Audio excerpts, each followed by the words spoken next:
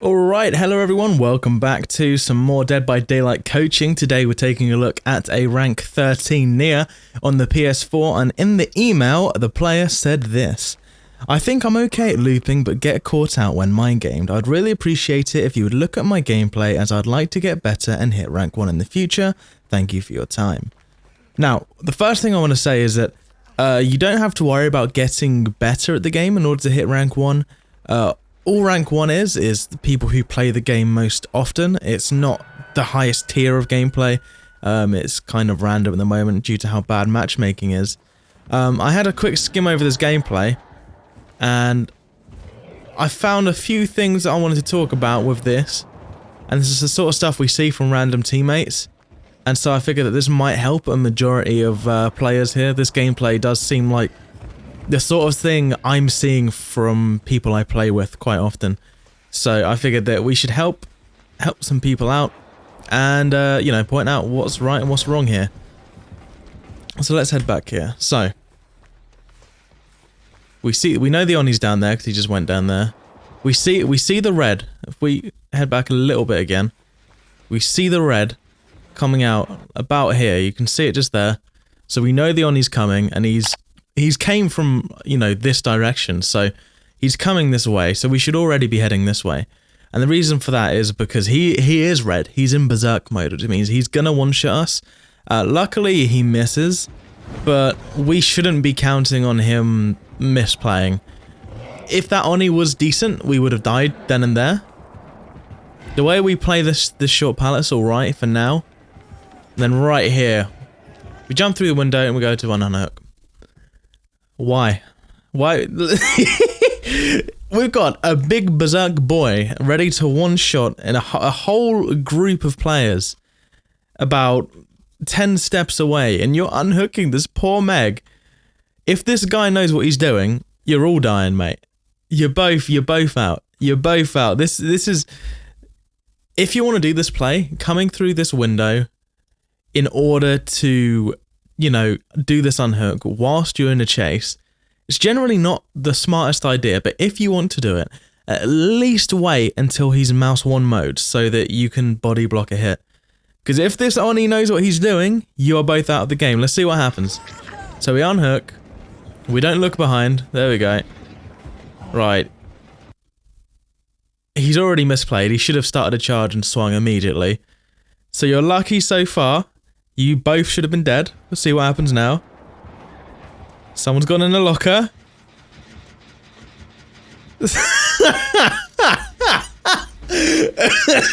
Alright. That's not even the person that was injured. Alright. Where was this person? What's going on? Why aren't you hooking him? Well, let's go back. What the fuck is going on here? Right. Zioni's just fucking stood there. Why wasn't he hooking him? Alright. What was that guy even doing there? He's dead. How is he dead? What the fuck has happened, bro? Wait. Who was the one that was... How? What the fuck? He must have been hooked before the recording started or something. What the fuck is going on? Okay. Right, so he's deaf. He hasn't heard the gen. There we go. We've used Sprint Burst. Gonna go through the window. Good. Alright, he is slowly but surely heading our way. This Oni's not very good at the game. So... Oh. Right. There's a common mistake. So we head in the room. The first thing we should do, we've headed into this room. We know that this is our holy grail for this room, if it's open. So the first thing we should do, especially in this position where it's, you know, directly in our line of sight, we need to take note. Has this match given us the God window? To which we say no, so we don't do what we just did. It's not the hugest mistake in the world because so many people do it, but in an ideal world, people wouldn't be making this mistake so regularly. Once again, this is the sort of thing I see very, very often. Ooh, that probably should have hit you. Let's have a look at this again. So, he hits us, and we run here. Now, right here, we should have either already been looking back by now, or we take this pivot point, you know, this corner, and we rotate our camera so we can see what he's doing. Is he coming along this side, or is he, you know, rotating around here? What's the plan here? Because if he's coming this way, then maybe we can get to the window. If he's coming the other way, then we have to come back and play this pallet that's just here. We should have died because we're not paying attention at all. He did try and cut us off, which, once again, we should have already died, but he's... he was unlucky and didn't get the hit. That should have been us dead again. Right, so we're running back to the pallet. Okay, good job. But...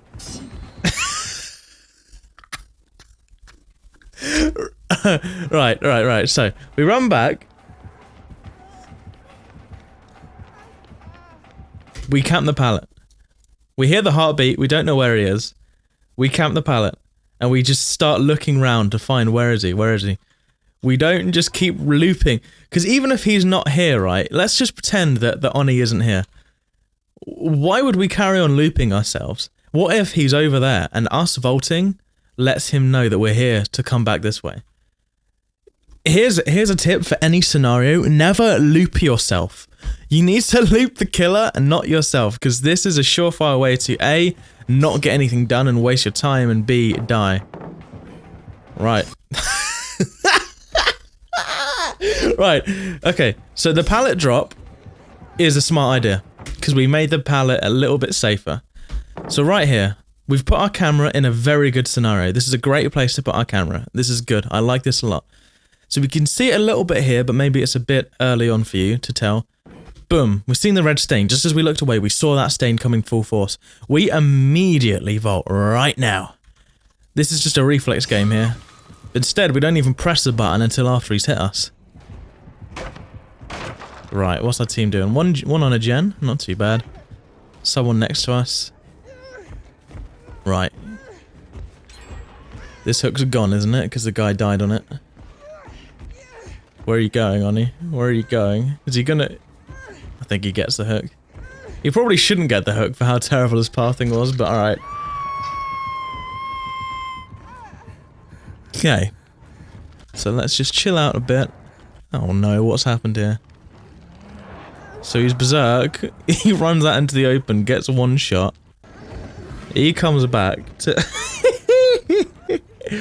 Alright. Got this heroic Meg, comes to the rescue. Lovely. We sprint burst away. Safe and sound. So what's the oh no.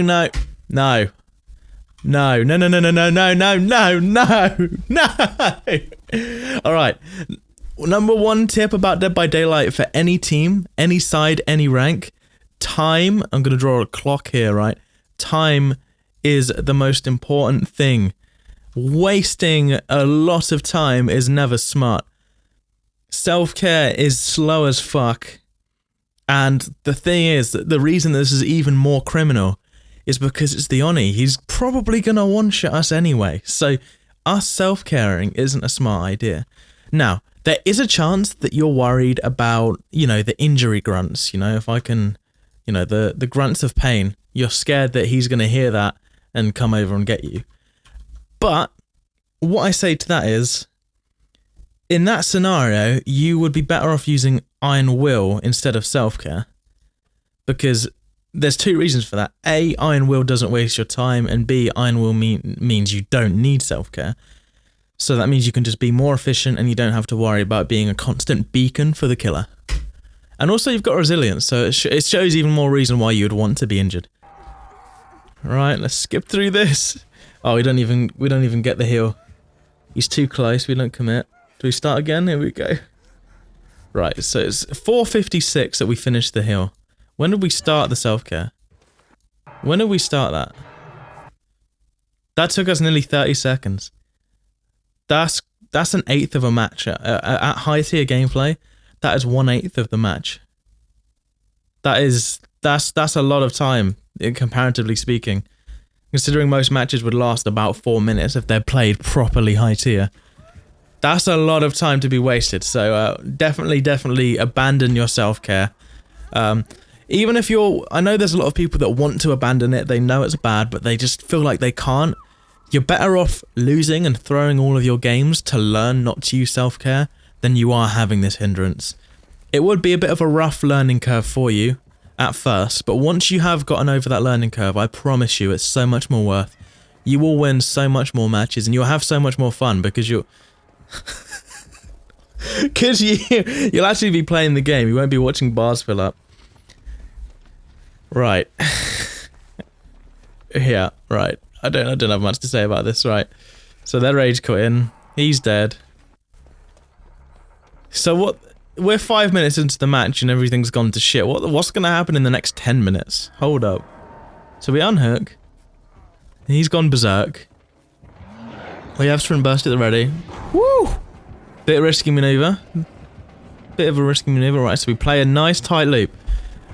Nice and tight. Right. He's misplayed. We probably could have died there. So let's just properly get into this. Oni does force a big threat. So we have to, with loops against Oni, we have to really go into detail here. So, right here. This is the movement I'm talking about, where we were just zipping back and forth. I'll play that again for you if I can. We see right here. We go here, we go back, forth. And you see we slow down. Our movement speed grinds to a halt when we do that. This is what I always talk about. So instead, when you find yourself at a corner and you don't know which way he's going to go, then you just want to keep spinning in one continuous circle. Not a 360. You don't want to, spin one way while your camera goes the other. You just want to hold your camera still and use the movement keys to spin around. So it preserves your momentum, which means you can just swing around and, move at full force. So here again, let's just take a look at this turnaround. So when we're turning around here, turning around, boom. This is where we start turning. And instead, we're a little bit slow. We actually stopped sprinting as well, which is a bit of a weird one. So he's missed the slam, which is fine. We move to another loop, which is always good. Make him waste a bit of time traversing to the loop. Don't tell me he's lost you. Don't tell me he's lost you. Oh my god. Okay. Well, fair play then. Fair play. He's lost. Oh, never mind. Spoke too soon. He got stuck on a corner. What's our teammate doing? I hope to God he's doing a gen. If he's self-caring as well, then that's the biggest rank 13 I've ever seen. Right, we're playing this really well so far, actually. This loop. Yep, drop it. Right. You were playing really well. Only problem I have was the hesitation here. I would have continued looping, probably, just because I'm a bit of a nut for being efficient. And at the end of the day, I'd rather save the pallet and take a hit than I would, waste all the pallets so we just die.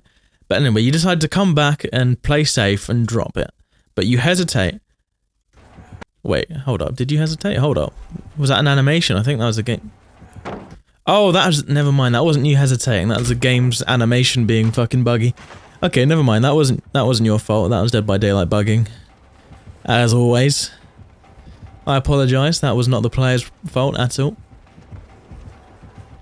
Right, we're a little bit wide on that one, but not terrible. Frame rate lag. Seems like console to me. Right. So here, he does seem pretty close when we drop it.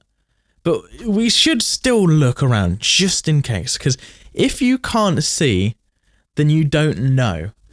Because you're probably thinking, well, yeah, he's probably close enough. Like, it is most likely he's close enough to hit us, so we should drop the pallet. But what if we can get another loop out of it? Then we need to look around to at least know to get that efficiency. Instead, we drop it. I think he was close enough, but still, it's always good to look behind. Right, Shaq, this is the one that most people struggle with. No. No. No. Let's see how we should have played it. So, boom, here. We're at Shack. We know there's no objects in our way. We've moved past the tree here. There we go. Tree. We've moved past the tree, so we're not going to get stuck on anything. We know the Shack's there. We can't get stuck. At this point, we spin our camera around and see how close is he, where is he. And then we head through, and we position ourselves here. Right here, in the corner of the gen. Because if the gen wasn't there, then we'd stand dead center of where the gen is. But because it's in the way, we stand here, and we look through this door and wait for him to get close. Once he's close enough, we go for the vault. Now, we also have to analyze his movement. Does he commit to coming through here, or does he actually wrap around to meet you at the vault? If he does start going outside, then just don't press the vault button, because you can actually run up to a vault and actually headbutt it without pressing the button. And as long as you don't wait too long, you'll still get the fast vault. It's really weird. So what you want to do is run up as if you're going to vault and see what the killer does. If he keeps coming through, then actually do it. If he runs through, then do not vault and just stand back and watch him get pissed off. But instead, we go straight for the vault. That should have been a slow vault. That angle was way too tight. Because the game's buggy as shit, it's giving you the fast vault anyway, but it shouldn't have. That should have been a slow vault. But the issue here is, fast vault or not, the killer's right there. So he knows you vaulted, so he's going to come through. And that is one less loop we'll be getting. He might even hit us. So that means that just by not waiting, which I know it seems crazy, but by not waiting, he is now closer to us. Sometimes rushing isn't always the answer. So he's taking the weirdest pathing ever. He's moving way slower than he should be. So let's see. This is good camera placement for now. Right here, I like the fact you're looking back, but you can move your camera a little bit more to the right in order to see this as well. I like what you're doing. It's a good attempt, but you can optimize your placement just a bit more so you can see this side. But that was a good play of Oni to counter rotate. Now we need to fake the slow vault. Oh, console is a wonderful world, I tell you now. But what we would have done is played this corner really tight. Instead, you do go a little bit wide. You know, this is, yeah, we've gone like that instead of just like that. Well, we've literally gone like this, really, instead of this. That's a bit more accurate. So, go around.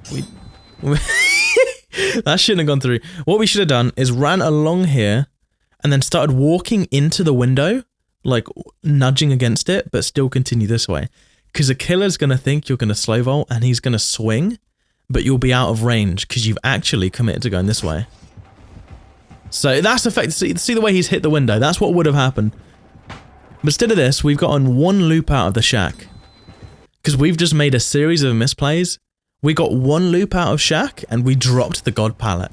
That is not okay. If you watch any Survivor streamer or any streamer that plays Survivor and you see someone doing what you just did on their stream, I guarantee you that person would be getting called all kinds of names because we cannot be ruining the god pallet like that. And right here, we're just wasting pallets now at this point. And I get it. There's not much hope for the match. This guy blatantly isn't doing gens. He should have done a gen by now. So I get it. You think you're gonna die, you might as well just drop all the pallets. But just just use as much time as possible, because what if he is doing gens? What if he's just missing skill checks or something? Give him more time. Because you never know, you might end up getting both those gens done. But instead, we saw the red stain coming, and instead of immediately going round, we continue spinning, and then we drop the pallet because he's too close. It's inefficient. It's not the worst crime, you know. I'm by no means am I saying, you know, oh, you're terrible, you're doing everything wrong. But you know, just little, you know, optimizations we can make. So we took the hit because we tried a sneaky play, and based on the situation we put ourselves in, you crouching in the corner there wasn't a terrible move. But ideally we wouldn't have been in that situation. Right. So we do look back. We check the distance. We look back again now. Nice. So, let's just take a look to see if there's anything we could have done here. I would have, honestly, gone round here, because there's normally a pallet by... I think I might be able to show you the shelves. It might not be here. No, it's not here. But there's normally a pallet like just there to the right. So we would have gone there. Now right here. I feel like the killer shouldn't have gotten that hit, but you know. Yeah, there's not much I can say there. The drop prompt did come up, and you probably were spamming the button, but the game decided you're not getting that. So we're hooked again. Our teammate still hasn't done a fucking generator. In how many minutes? So we unhooked him about, oh my god. So 6 minutes we unhooked him. We're 3 minutes in fact, nearly 4 minutes this guy hasn't done a single gen. People like this, okay, let's go, let's continue. It's not your fault, whoever sent this in. This isn't the submission person's fault. This is just randoms in Dead by Daylight. This is why people fall under the illusion and think that Survivor is weak and that killers are strong. It's because you have people like that who just can't play the game to a basic degree, and they hold their teammates back. And so the teammates think, well, I played really well, but I still lost, so therefore killer's OP. But the actual, you know, true story is that you did play well, but your teammates actually fucked you over. So killer's not OP, it's just that your teammates trolled and ruined your match. So I'm not denying that these players are playing well, but with people like this in the game, you're gonna lose, unfortunately. Which is frustrating, and that's why team games are annoying, because you get punished for other people's, you know, bad plays. But this guy should have done both gens 2 times over in that time. But instead he didn't do anything. So now we just do the door, he's there, I don't think there's much else we can do. There's still another 4 minutes. Oh no, it's just 4 minutes of junk at the end, okay. Right, so at this point I'm not really paying much attention because, you know, we're dead, there's no point fighting any longer. We're maxed out on chase points, so, and there's no escaping that. So we die, and that's GG. So what do we see here? Jesus Christ. Holy fucking shit. I hope to God that you were Survivor friends with someone. Because, yikes, this matchmaking is terrible. Right. Now I feel a little bit harsh because I was going on about how this guy wasn't doing anything. And it's because he's like never played the game before. Which is totally logical and I can understand that. So, this brings us back to behavior. Sort your shit out. But anyway, based on your gameplay, decision making is definitely not the best. If that Oni was good, you would have actually killed half your team at the start of the game, which would have been, you know, the match would have gone even faster. Your pallets, you just sort of throw them down. You do look back sometimes, but you don't look back often enough. And then there was that one moment in the shack where your camera placement could have been a bit better. But that's hardly huge, you know, it's not terrible. For this person who sent this clip in, if you would like to, I would definitely more than welcome you to send in another one and hopefully get one with, you know, teammates that aren't rank 19 and see what happens then. Right now though, yeah, you're 1v1 with this killer effectively. And I'm not saying you played perfectly, and obviously he's ranked 17, so he definitely didn't play perfectly either, but these 3 players aren't in your game. You were 1v1 with this guy. And that being said, you did pretty well. So there were a few adjustments I'd make, but honestly, you're well on your way to rank 1. You just have to play more often. Play 5 matches a day, and you'll be rank 1 within, what, a month? Max. If you play more than 5, you know. My point is, it's not about how good you are. You're more than good enough for rank 1. You just got to play more often. But anyway, thank you guys so much for watching. I really hope you enjoyed the video. If you did, be sure to leave a like, and hopefully I'll catch you all in the next one. Goodbye for now.